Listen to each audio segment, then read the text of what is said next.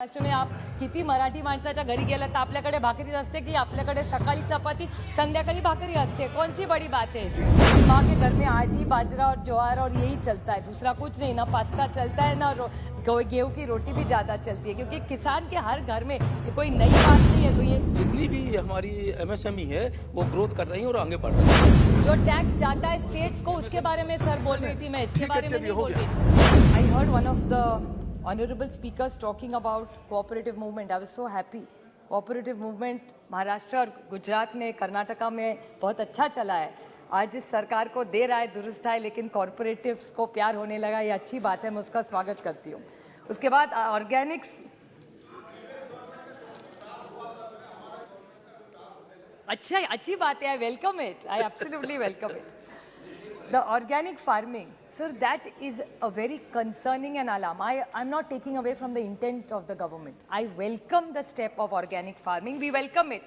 But I put a small caveat to it. Sri Lanka, which is our neighboring country, proposed and promoted organic farming and had a huge food crisis. I'm saying this purely academic, not as a criticism. It is just a suggestion I'm making to this government that organic is a good step forward, but with the kind of infrastructure, the entire agriculture land is going for roads, infrastructure, which is natural, happens everywhere in the world. But our population is not going down. The number of mouths they are feeding are as many, if not more.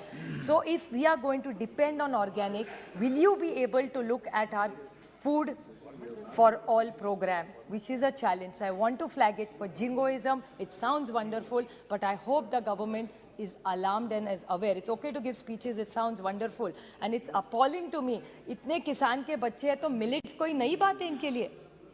बोलते हैं कि हम गांव से आते हैं, गरीब है, शोषित है, पता नहीं क्या क्या भाषण करते हैं, अच्छी बात है, लेकिन मिलेट्स, हम तो जब से पैदा हुए मिलेट्स खा रहे हैं। महाराष्ट्र में, कर्नाटका में तो ये श्री अन्ना, ये शायद बहुत लोगों के लिए नया होगा। मेरी माँ के घर में आज ही बाजरा और ज्वार और यही चलता है, दूसरा कुछ नहीं। ना पास्ता चलता है ना गेहूं की रोटी भी ज़्यादा चलती है, क्योंकि किसान के हर घर में ये कोई नई बात नहीं है। तो ये और एक जिंगोइझम जो शुरू किया महाराष्ट्र में, आप किती मराठी माणसाच्या घरी गेलात तर आपल्याकडे भाकरी असते की आपल्याकडे सकाळी चपाती संध्याकाळी भाकरी असते? कौन सी बड़ी बात है इसमें? But I really want to bring it that I appreciate, but they should look into it. Sir, you are talking about poor people. Manikam Tagore, my colleague, talked about... कुछ कहना चाहते हैं? माननीय सभापति महोदय, अभी हमारे सांसद महोदया ने कहा कि एमएसएमई आधी से ज़्यादा रुग्ण है।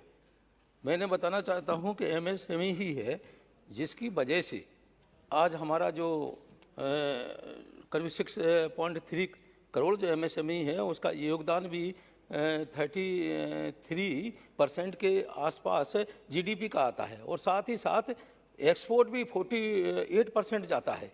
वो 60% नहीं है। एक रिपोर्ट के आधार पर 96% है, वो सारी की सारी जितनी भी हमारी एमएसएमई है वो ग्रोथ कर रही हैं और आगे बढ़ रही हैं। I was saying was not about MSMEs. The numbers were about state, 14 Finance Commission, not about MSMEs. जो टैक्स जाता है स्टेट्स को, उसके बारे में सर बोल रही थी, मैं इसके बारे में नहीं बोल रही थी। वर्मा जी प्लीज।